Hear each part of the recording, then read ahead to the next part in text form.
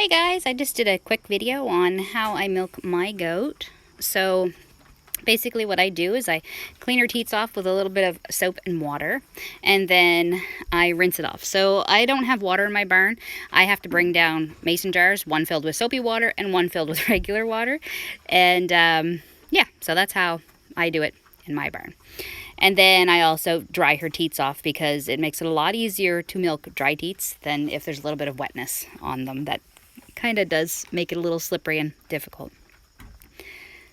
So what I do after I get her all cleaned up is, I'm sure you can find other videos that kind of explain it, but you kind of make like the OK sign with your hand, and you're going to put the teat through the circle that your pointer finger and your thumb make, and you're going to pinch down, or not pinch because you don't want to pinch them, but close down on that and then squeeze the milk out with the other fingers. And what I'm doing here is just squeezing out a little bit of milk to start before I actually start milking. So you close your thumb and your pointer finger around the, like where the teat meets the udder, and then you're going to squeeze down with your other fingers, and then you open that back up to let the milk back down in the teat, and then do it again until they're milked out. This is an afternoon milking or an evening milking. I milk her twice a day.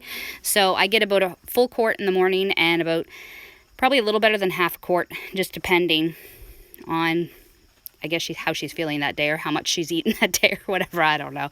It just depends. Sometimes I get more in the afternoon. Very rarely do I get more than a quart in the morning. I usually get pretty much about a quart. So yeah, so we just milk her out twice a day, and it took some time at the beginning because she's a first freshener. So this here where she's stepping away, that's just, I usually toss in a little bit more grain, so that's what she's waiting for there. And then she just lets me finish milking her out the rest of the way. She's really good for a first year doe.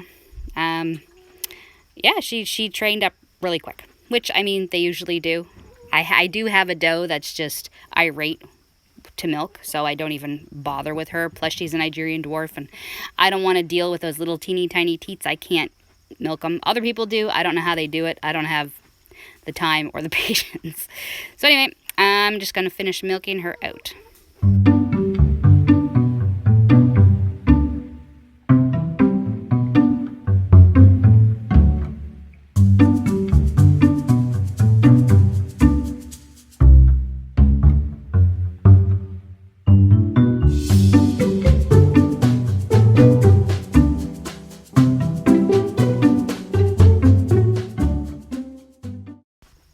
And here, when she starts giving me less milk, when the udder is almost empty, sometimes I'll just do one at a time because my hands do get tired and sore because I haven't milked for a couple of years now. So, but here I give the udder a little massage and a little light tap. I am not hitting her hard in any way. And that usually helps for a little bit more letdown. It's kind of like what the babies do. I'm much more gentle than what the babies do. So a little bit more letdown, and I just finish milking her out. I want her to be as comfortable as possible. And that's that. Now, the big argument and skepticism about raw milk, I never really worried too much about it. And from what I've actually read and researched, more people get sick from pasteurized milk and milk products than from raw milk, and they also can't really narrow down where those illnesses come from when they are actually looking at people who have had raw milk and gotten sick. They can't really pinpoint it right down to the raw milk.